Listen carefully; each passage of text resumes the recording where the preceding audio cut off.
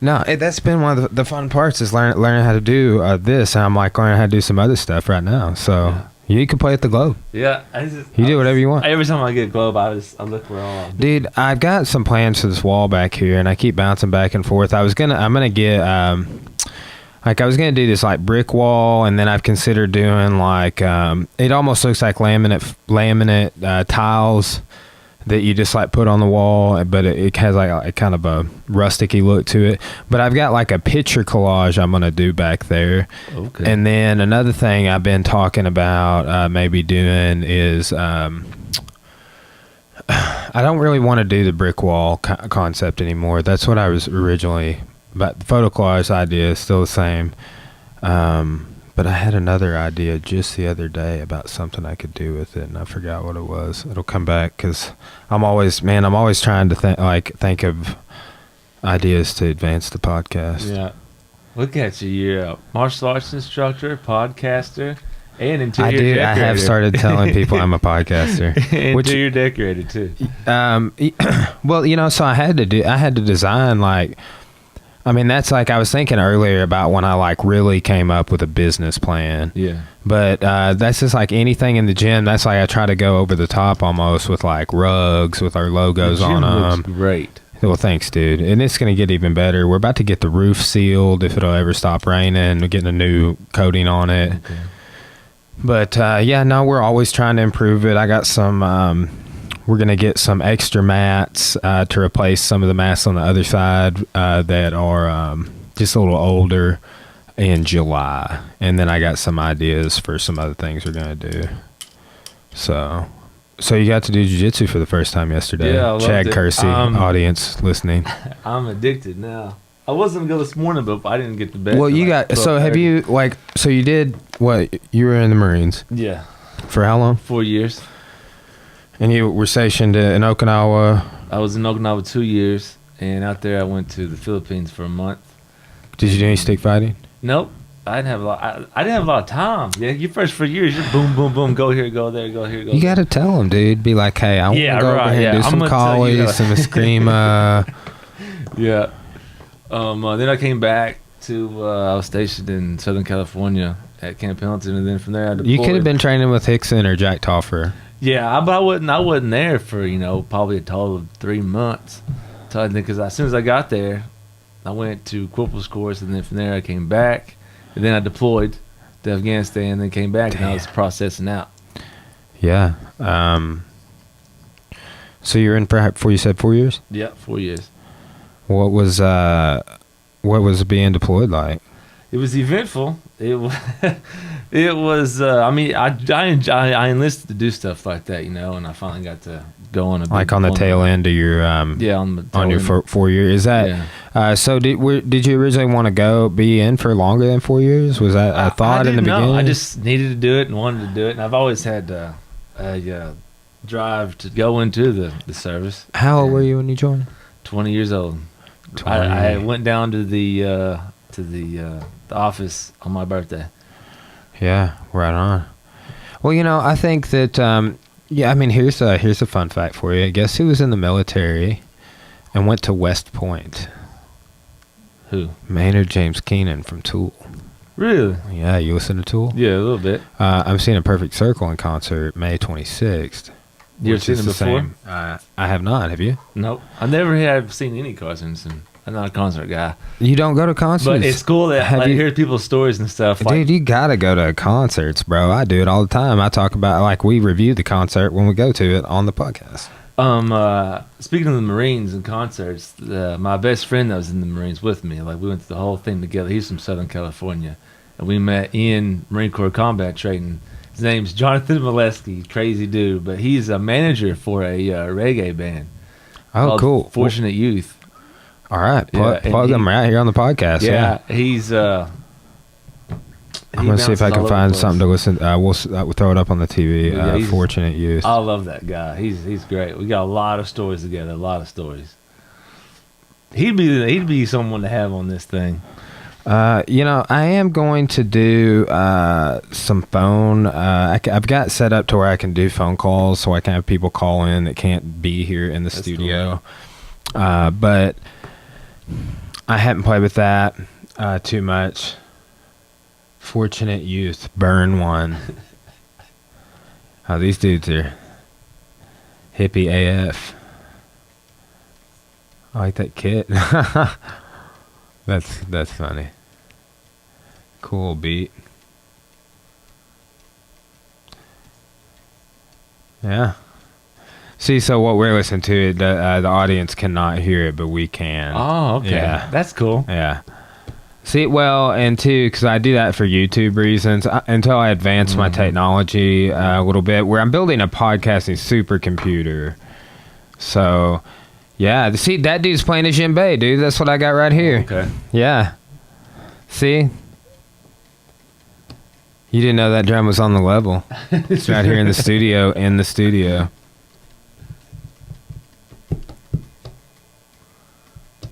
Yeah. Groovy. I dig it. Well, we can still listen to it. I'll just turn it down a little bit. And then YouTube will autoplay us some stuff. We won't notice it, and we'll be getting sold products and ads and everything, dude. It's the new age of marketing. Man, I hate getting those, like you're watching a video, and during the video, an ad comes on. Oh, that's the worst. It's always like the worst time. Most inopportune moment, yeah. It's the same thing as when I'm trying to watch a show and Cora wants to talk and stuff. Mm-hmm. Yeah. It reminds me of growing up and you had like a really awesome movie on. And because there was no, streaming back when we were kids. It was just, you was at the mercy of the commercials on TV. Yeah. There was no, I remember, I think Michael, my cousin, was like the first person I knew that got TiVo. Oh, wow. And I was just like, they what? Had the cool stuff. What a miraculous. They did, dude. They had the box where you could like get all the channels at one point. And what else? Like, dude, yeah, I just always remember just going over there and having a blast because he always had cool stuff. But, yeah. So you did some training. That's why I brought up McMap. Yeah. That's so you did some rolling-esque type. So like, how would you think that would stack up with what you did yesterday? It was all right. Like I can't really remember it because it's been almost going on 7 years now. But it was like similar, like when you were rolling, like is what we were doing last night. You feel like it was. It's not nearly as close quarters on the ground like that. Like you don't want to go to the ground. You want to try to stay up and get to the ground and all that. If you could stay up. They do teach you the throws, the judo throws and all that, and how to land, and you're doing that and combat gear and all that. Yeah. Yeah, no, so like part of my master's thesis is about American military traditions that are based on martial arts. Oh. So like the Green Berets, for example. I know a couple of different Green Berets. One was my philosophy professor, and he was a knife instructor in the Green Berets. That's awesome. Okay, another guy was my very first judo instructor, and he while he was in the military, he got 2 black belts, one in Ishinryu karate, like a striking art, and one in judo. So that's what kind of got me interested. Like as soon as I heard that, I'm like, why? And there's plenty of other military traditions, but I was like, why would we be trying to get our guys in the special forces black belts in these Southeast Asian martial arts? Mm-hmm.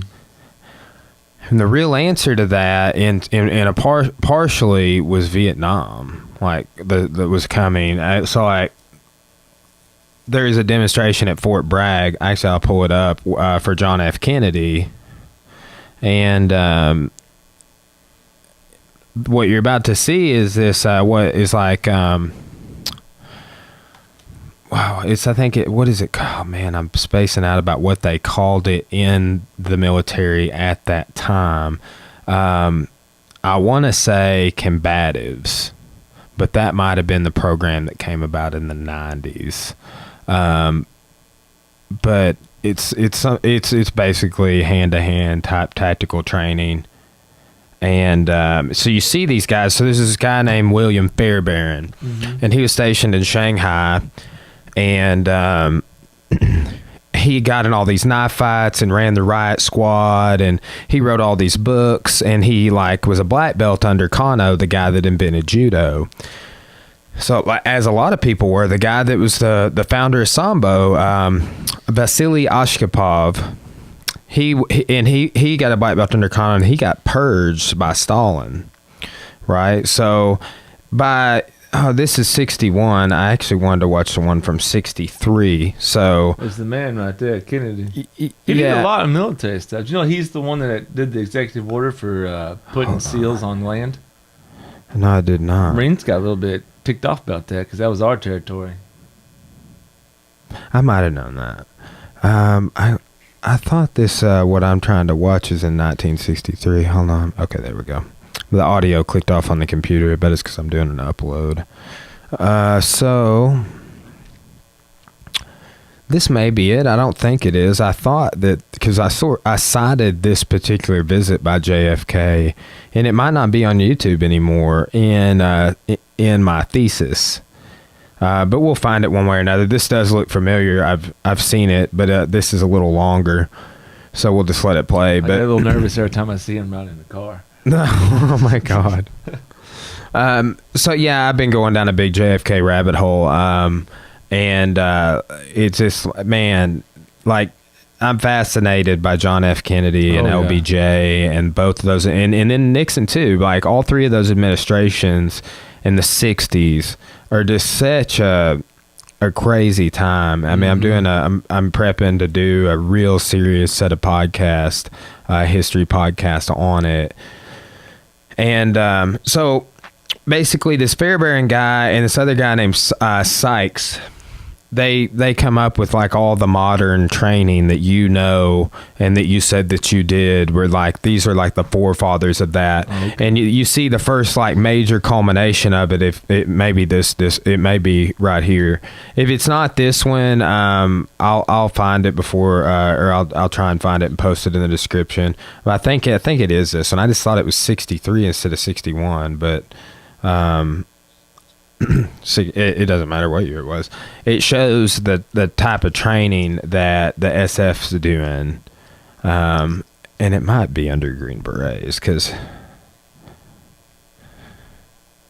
63. Your professor that was Green Beret, was he in Nam? I don't know.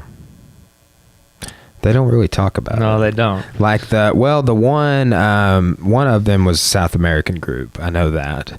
But he's pretty secretive about it. Yeah. Well, they have to be. Yeah. Let's see.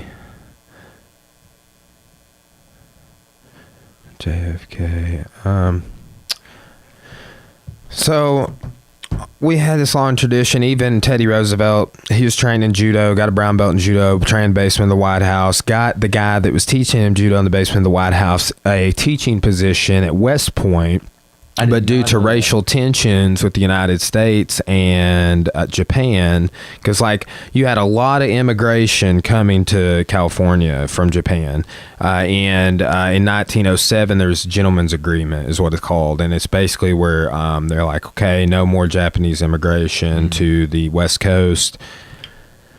So they shut that down, and then they put this guy that's back in that's wrestling. But for like, I think even all grand in total, it was a year that we were that judo was part of the curriculum at West Point, right? And he was like the guy, one of the very first guys to become a 10th Dan in judo, a 10th degree black belt or a red belt. Taught at the he taught in the White House and he taught at West Point. Wow. So Teddy was the man. Really was. So, but then it just like that tradition sort of dies off, and then after World War II, we start kind of reinvesting. And part of it, I believe, is like when we faced Japan, and like we see the kamikaze bombers, and just the way that, in the way too, the propaganda depicted the Japanese was wild. It's like these barbarians and savages, but they did the same thing to us. I believe it was Saipan, or man, I can't remember. It was more than one Pacific island, but in the Pacific Theater in World War II, when our people landed to liberate. Like, people were jumping off the cliffs, committing suicide because they were afraid of what we were going to do to them. Dang. Because of like what the Japanese government told them that we were going to do to them, whether it was true or not. But there's so after World War II and between JFK, we start really investing our military in like martial arts training, particularly Southeast Asian martial arts. And then when we get involved in Vietnam with the Indochina War, inheriting that from France and everything, that's like right here in the middle of all that. Let's see what he's saying here. Okay. 82nd Airborne. Hopefully this is a video. If not, it's still a cool video to watch. Have you ever listened to any of the LBJ tapes? Nope. That's why it's taken me so long to get these history podcasts, because I'm listening to so many like primary sources like this and watching primary sources and documentaries on all the people I'm doing an episode on, because I'm only doing 1 year of history. It's like a micro history podcast, but it'll be like 10 different episodes at least. So I'm doing an episode on LBJ. I'm doing an episode on RFK, JFK's brother's Attorney General, Robert Kennedy. No, where is this at? Fort Bragg. Okay. October 12th, 1961. Just pulled that up on YouTube.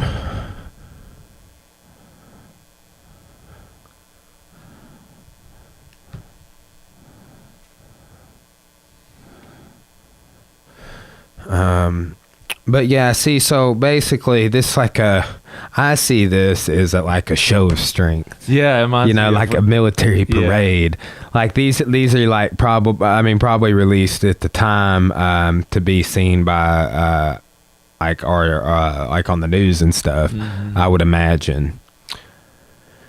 And, yeah, let's see. Okay. I think this is it. Okay. Special Warfare Center. Psychological Operations. That just sounds guerrilla warfare. Awesome. Counterinsurgency. So I cite this. The same guy that published the Pentagon Papers. Do you know what that is? Mm-mm. Ellsberg. He worked at the Pentagon, and he published all these papers that just blew everybody's mind on some of the behind the scenes and like the what he knew about the Vietnam conflict and things that our government had been doing. Well, so he wrote a paper called Counterinsurgent Judo. Right, so it's about using the strategies of judo to overthrow foreign governments and win over hearts and minds and stuff like that. Oh, hearts and minds. Yeah. You ever heard that statement before? A little bit, once or twice, yeah. Yeah. Man, it's crazy, bro. Yeah. I don't know if it can be done. Hearts and minds. Hmm. So yeah, they're just showing some SF training of different types, but I hope that this clips to the Green Berets at some point. But I would love to have either one of those guys just to talk to him about right here it is, dude. Freaking Ogoshi, dude. Just a couple of hammer fists, little number 8 wrist throw. Yes, this is it, dude. This is the Sykes-Fairbairn military tradition rooted in judo and Japanese jiu-jitsu and years on the riot squad. They invented the Sykes-Fairbairn dagger, which is a dagger used by the Green Beret and is on their insignia. Wow. Look at that. Did you do any of that? Mm-hmm. You did? Yeah. First time I did it was not very pretty. Were you scared? Oh yeah, I was scared. Because once, I was away from home, and you're just getting yelled at left and right, and then you got to do something I've never done before. Man, that dude went down like 3/4 of the way in one jump. Wild. Oh, wow, dude. Oh, how would you like to be dude on the stretcher, man? Crazy. They're lowering a dude down like it looks like just a straight flat wall, probably 30 feet up at least. on a stretcher vertically as they rappelled down. And this is the October 12th, 1961, Fort Bragg, North Carolina, and it's 10 minutes in on the video. Look at that, dude. This is such a great... I know somebody that's done that. Was he supposed to let go? Yes. Okay. That looks fun to me. No, that would be where I would go home. I would go ring the bell or whatever. That's the seals. They don't have a bell here, I don't think. Yeah, well, I would find a way. That was even David Goggins, the guy that he was on Joe Rogan. You should watch it. He's a SEAL guy. I believe he's a SEAL, big old Special dude with Forces the buzz cut. I think he was bald, but he has the world pull-up in 24-hour record. Oh, and he does runs 200-something miles. Yeah. Let's see.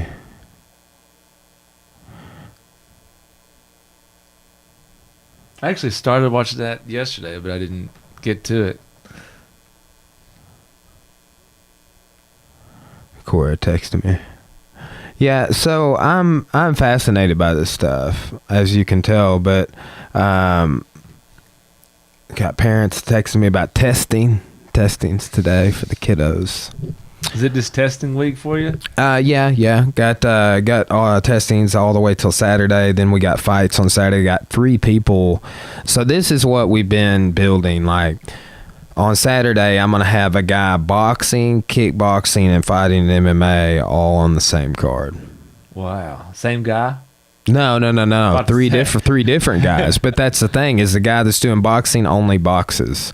The guy that's doing kickboxing only kickboxes. And the guy that's doing MMA does all of it. You know, and that's like, and then we have judo and jiu-jitsu and no-gi. And that's what, like, kind of what we've been building, is the ability to be in. We have some people right now who've been competing in freestyle judo. And also, we've always got tons of people that have competed in jiu-jitsu. So it's we're trying to be versatile, and for the people that want to do MMA or people that want to do any striking based combat sport, we got it. And it's just kind of like Tim. Have you seen that dude box yet? Nope. He's legit, dude. He's had 8 fights. He just turned 18 yesterday. So you pointed him out to me the other day. Yeah, he's a savage, dude. He's luckily I can look at that dude, the Rocketeer. Look at that. Oh. The Rocketeer, dude. That is the Rocketeer, bro. Are you seeing that in 1961? Dude, the Rocketeer, bro. That came out when I was a little kid. Yeah. And like as soon as dude, there's a bunch of movies I will loop back and watch as an adult. Mm-hmm. Like, you ever see that movie when you're a little kid, the Newsies? Well, yeah. With Christian Bale. Yeah, dude. I'm the King of New York, bro. Yeah, that movie is my jam, bro. Dude, I'll tell you, another couple good ones came out when I was a kid that I went back and watched but weren't as good. Like Kid in King Arthur's Court with the kid from Rookie of the Year who when we grew up was in American Pie. Yeah. Right? Yeah. Oh, yeah. It's not a good movie no more, huh? Kid in King Arthur's Court? I don't know. Maybe. Rookie of the Year is probably still good, dude. Though. Yeah. Of course. So this guy I'm gonna have on the podcast that owns a coffee shop here in town. He like crashed his motorcycle. Mm-hmm. Somebody ran into him, and he like broke his arm and like his back and all this crazy stuff. But he was like, I was sitting at the coffee shop talking to him, and he was sitting there like this, and I was like, dude, have you seen Rookie of the Year, bro? Because you look like Garden Hoser right now. I think, what was his name? Rowan Gardner. Yeah. But the coach always called him something different. Yeah. Dude, I'll tell you another classic movie from when we were a kid that I did kind of like as an adult that I rewatched is a few times. Little Giants with Rick Moranis and Devon Sawa. Yeah, dude, that's a damn good movie. Indeed. But yeah, that Icebox. That was that. Yeah, Icebox. Yeah.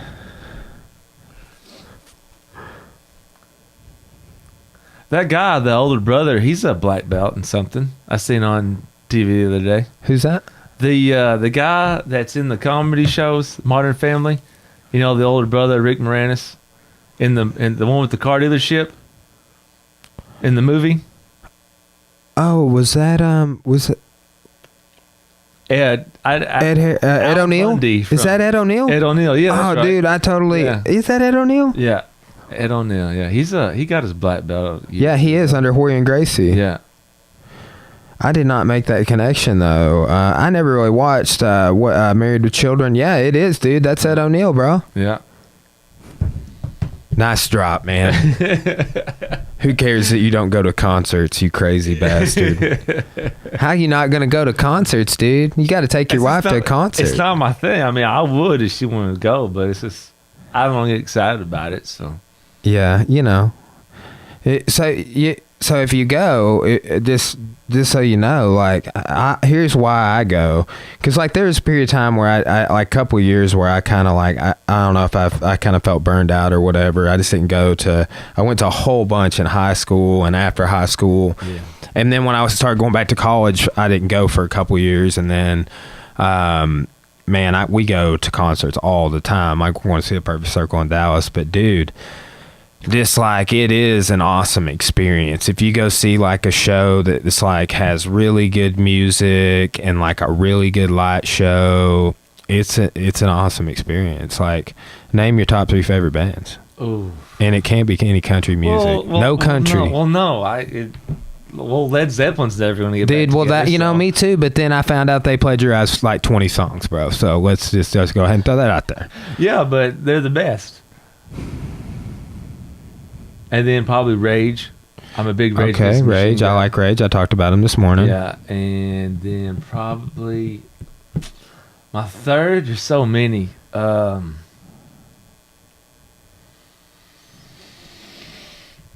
put me on the spot. I don't hurt no one's feelings. Hold on a second. Well, I mean, you know, it's whatever. Those are my top 2 by far, and then. Just a second, my audio shut off on the computer. I'm gonna try and get it back going. Early Red Hot Chili Peppers. It's hard for me to stop listening to them. Me too, dude. But their newer stuff is saddening. Alice in Chains, the original. Yeah, I loved them, and the whole grunge thing. So I've got to see the Chili Peppers in concert. Unfortunately, not with John Frusciante. Pearl Jam. You like Pearl Jam? Yes, seen Pearl Jam in concert. Let's see here. Widespread Panic. You know who that is? Yeah. Seen them in concert like 8 or 9 times. And I was really into Can't See Alice. Yeah, really? Yeah. You know, I remember. I think I did see them in concert. I never got to see Alice in Chains, like the new version, because I don't want to. And because, like, dude, I'm a huge Lane Staley fan. Yeah. I even really like that side project he did with Mike McCready from Pearl Jam. Mad Season. Huh. My pain. You ever heard that song? Probably. I just don't. It's called River of Deceit. I'll throw it up on the podcast. Speaking of Led Zeppelin, have you heard any of that new Greta Van Fleet band? Oh, yeah. Yeah, for sure. First time I heard them, I thought it was like some unreleased song. Yeah, I thought it, yeah. Well, yeah, they call him Baby Zeppelin or something like that. So I may have to go get Cora her car. Like the ignition has been weird. So she it was fine, and then yesterday we got it back working, and it's doing the same thing. And then I'm gonna go over there and it's gonna be fixed. And same thing happened yesterday afternoon.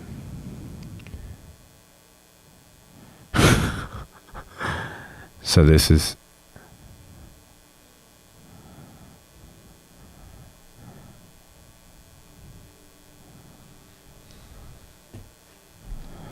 Yeah, so the guy playing this riff is the guitar player from Pearl Jam, River of Deceit by Mad Season. So I need to get this set up, and I'm trying to get this set up where I can get the audio to record for my audio podcast, because I upload on it goes out to 10 different audio platforms. When I put it on Podbean, it goes to Spotify and iTunes and Stitcher and all of these different people that distribute it. But this is Lane Staley from Alice in Chains. So I'm trying to get. So YouTube has these super strict rules, man. Yeah. It's garbage.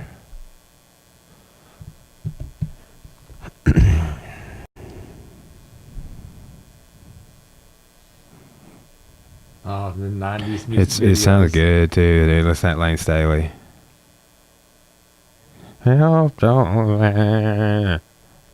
Yeah, it's good, dude. Classic Lane.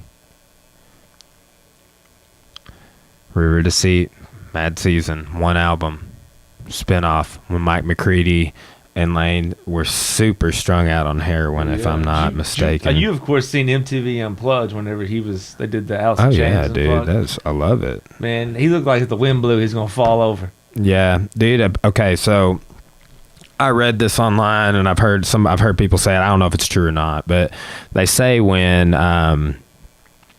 they found him days or a week or I don't know how long after he died. Oh, wow. In his apartment. So like he was just this total recluse, like just went down the street to this bar and like was just like super addicted to drugs, man. And like I assume heroin. But the rumor is that when they found his corpse, he had his arm amputated due to like needles and stuff, I'm sure, an infection, maybe gangrene. But that's honestly a Wrecking for a Dream, the end of it. Oh damn, dude. It's a dark movie. It's Jared Leto, dude. We just went full circle. He's talented, man. He is. You ever see Lord of War? Oh, Nicolas Cage? Yeah, dude, that's times. a good one too. He's strung out on that one too. Yeah, he plays doing one. that bump of coke right before he goes into rehab. Crazy, yeah, man. his brother puts it right there for him, you know.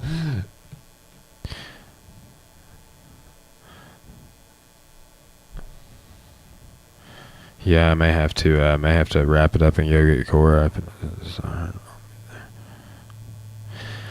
Well, yeah, dude, those are some. Well, we've referenced some good movies so far. Yeah. Like, what's some good shows you've been watching? Anything good? We're on the lately. Defenders right now, which is not bad. Defenders. Yeah, What's it's a Marvel series on Netflix. Okay, yeah, okay, I've heard about that. Yeah. It's not bad. So like what I want to do is probably, like I said, my last guest and I, Brian Chenoweth, we were talking, and I may we're trying to come up with some ideas, but I want to watch all the Marvel movies. I'm not really into DC. I did like the Christian Bale Batmans, but Ben Affleck is never going to be my Batman, dude. No. I'd rather have Arnold Schwarzenegger as Mr. Freeze than I would have Ben Affleck as Batman. That's blasphemy. Yeah. But so I want to do like a series of podcasts on the Marvel universe. I watched that Black Panther and I did a review on that. So I do like reviews on the side, and it was super good, I haven't watched dude. the Thor either. Yeah, so it's kind of crazy, like what gets views and stuff on YouTube and on audio platforms. Like things I wouldn't think, but also things that I would think. So like on YouTube, you can kind of hit a niche with like doing like I like watch a lot of TV shows and movies, so I'm just doing a review on them after, and I get pretty good reviews on those, and the concert reviews also, like the most listened to podcast, two of the most listened to podcasts are concert reviews. See, I couldn't be the concert guy, but I watch a lot of movies. Not like I used to though. My parents used to own a movie store back in the day when movie stores were gangster. Where at? Back in Coal Hill, Arkansas. They had 2 in Clarksville and 1 in Ozark. What one in Clarksville? What were they called? Gosh, I Main Video. No, Home Video. Home Video, dude. On the college, you know. Yeah. Then they bought the one up there, right across the street from Pizza Pro. Yeah. They sold those 2, then they opened one in Ozark. Home Video, dude. Yeah, hell so yeah. many movies growing up. You ever see Surf Ninjas? Oh, did I see Surf Ninjas? Bro, I love it so much, dude. You know, I've met Ernie Reyes Sr. and Jr. multiple times. You go to my Instagram, I got tons of pictures with them on there from like 3 or 4 different years of going to this conference I go to a lot. Usually in July and International Fight Week, which they put it on a different week this year for some reason, I heard. I go to Vegas for this thing called the Martial Arts Super Show. It's a super fun time. So, a little Velvet Revolver came up on the autoplay. That's apparently related to Mad Season. But yeah, rest in peace, Scott Weiland. Did you ever listen to Wineland? Wineland? I don't care. Man, I just found out today that my boss is coming to my next class to listen to me lecture. Your boss? I have a boss. Wow, I didn't In know my that. in the one class that I teach, I have oversight, Like, which is fine. She's like, but she has to, be sure I'm not like totally goofing your off. boss is a lady? She is. She mean? No, she's pretty nice. Oh, She your came boss at your college. Yeah, Gotcha. I was she like, came and talked to me in my office today. boss you know. at your martial arts. I was like, I don't understand how this works. I'll tell you how nice she is after my lecture and what she says. Okay. But yeah, I think I'm just like, it'd be funny if like I just like went all out, suit and tie, full on PowerPoint video clips, like student interactions. Yeah, Because like too. 4 of my students would be like, "Here's your script," like really, really send it over the top, make everybody actors. They do good. They like a lot of them made D's and a couple of F's on my last test, which I gave them a chance like to bump it up. One thing I did, I put like a bunch of bonus opportunities within the test, so that helped a lot of people and helped me be able to grade on a curve. But What was the subject? What was the material? well, it was a lot of material and it's world history. So the Transatlantic Trade Network, Fancy slaves and tobacco, sugar, coffee, and then the Reformation in Europe, England. So like the Henry VIII in England, and then Martin Luther in like the German states, Wittenberg, and like John Calvin in Sweden and Switzerland, and so on. So just how it spread. So. And Louis XIV, absolutism. It's a type of like political rule that was popular during that time. That was not a good idea, and it caused people to like revolutionize and organize and execute people that were kings. The Anne chick that got her head chopped off, the queen. Who was she married to? Who was the king then? I believe that was Henry VIII. Anne Boleyn. Antoinette or whatever. Oh, Marie Antoinette. Yeah. I can't remember. One of Henry's wives did get executed. I didn't go into.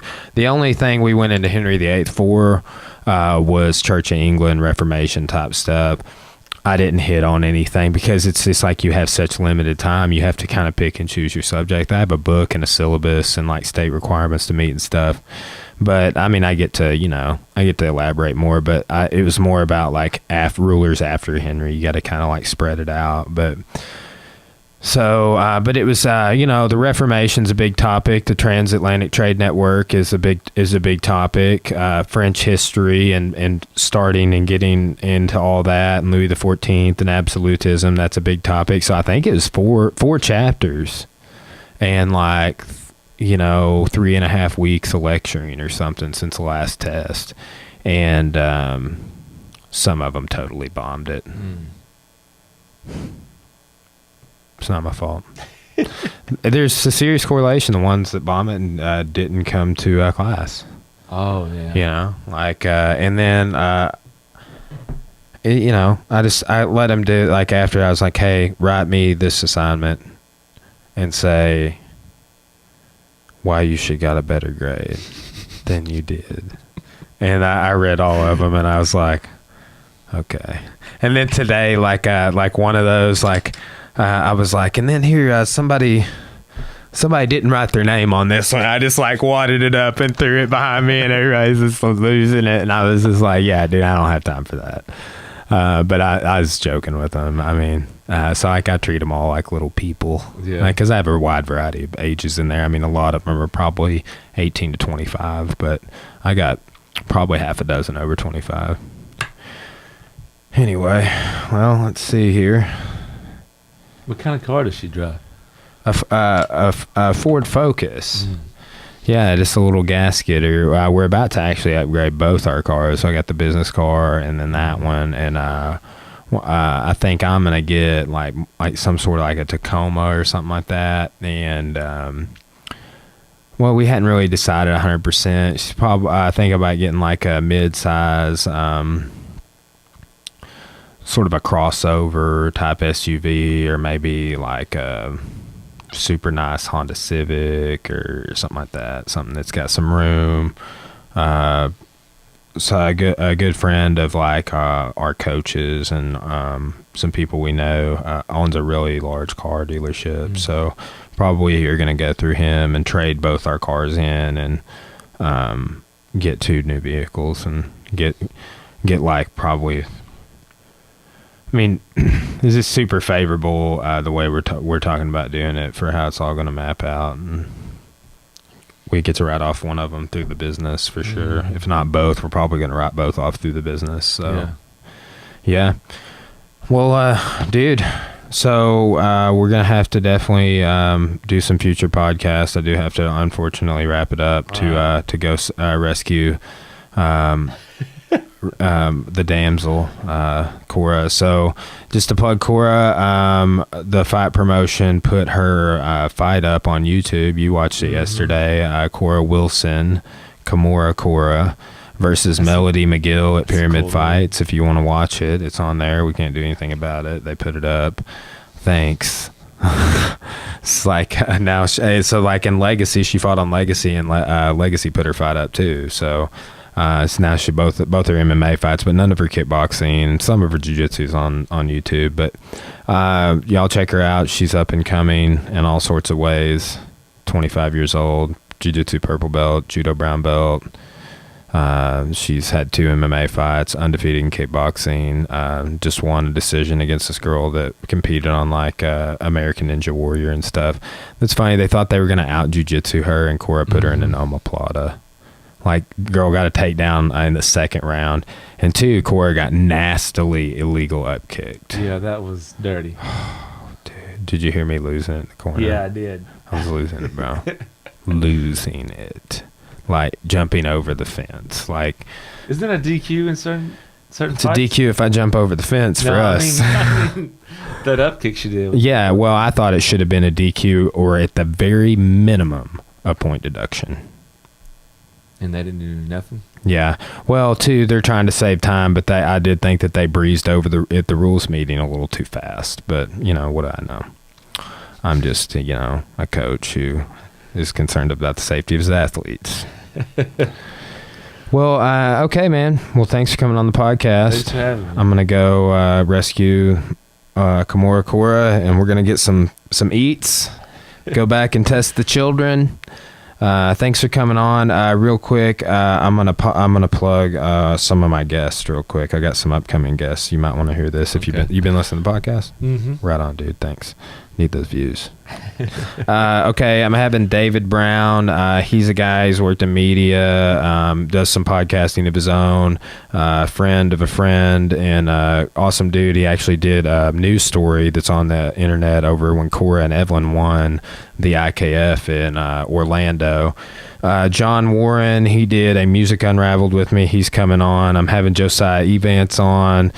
He is a coffee connoisseur. We don't have a date for him, but most of these are like first couple weeks of April that I'm rattling off now. They're confirmed.